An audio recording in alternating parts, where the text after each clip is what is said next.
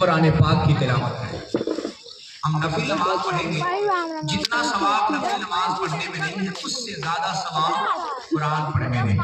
اگر آپ ترجمہ والی قرآن پڑھنا جانتے ہو، ترجمے کے ساتھ ہندی ترجمے میں یا اردو ترجمے میں جس بھی بھاشا میں آپ قرآن کو ترجمے کے ساتھ پڑھنا جانتے ہو، اور آج کی رات اگر آپ نے اجازت کر لیا کہ میں آج کی رات ایک پارہ کم سے کم ترجمے کے ساتھ قرآن پڑھوں گا، تو یقیناً آپ کو ایک پارہ نہیں 10 پارہ پڑھنے کا یہ قرآن ہم کو اور آپ کو سمجھ کے پڑھنے کے لیے، ترجمے کے ساتھ پڑھنے کے لیے، یہ قانون کی کتاب ہے۔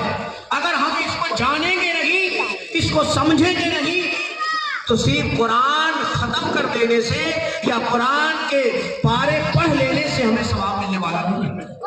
یہ قرآن صرف تلاوت کے لیے نہیں آیا۔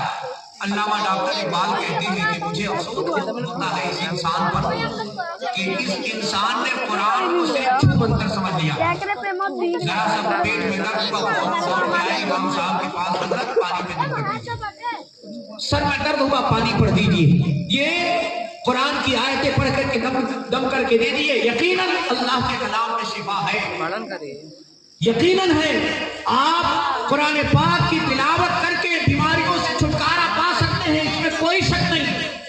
علامہ ڈاکٹر اقبال کہتے ہیں کہ مجھے اس میں کوئی شک نہیں کہ قرآن شفا دینے والی کتاب ہے۔ آپ یہ بھی کہتے ہیں کہ جب کسی کی روح نکلنے والی ہوتی ہے تو لوگ بھاگتے ہوئے جاتے ہیں مولوی کے پاس اور کہتے ہیں مولوی صاحب چلیے، ہمارے ابا کی، ہماری اماں کی، ہمارے بھائی کی روح نکلنے والی ہے، ذرا تکلیف ہو رہی ہے، آپ چل کے سورہ یاسین پڑھ دیجیے تاکہ روح آسانی سے نکل جائے۔ علامہ ڈاکٹر اقبال کہتے ہیں کہ جب وہ قاری صاحب، وہ مولوی صاحب آ کر کے سورہ یاسین پڑھتے ہیں تو روح آسانی سے نکل جاتی ہے۔ مجھے اس پر بھی کوئی اعتراض نہیں ہے کہ کوئی روح نکلتے وقت سورہ یاسین کیوں پڑھواتا ہے، نہیں، آپ کہتے ہیں پڑھوائیے، لیکن علامہ ڈاکٹر اقبال ایک مفکر کا نام ہے۔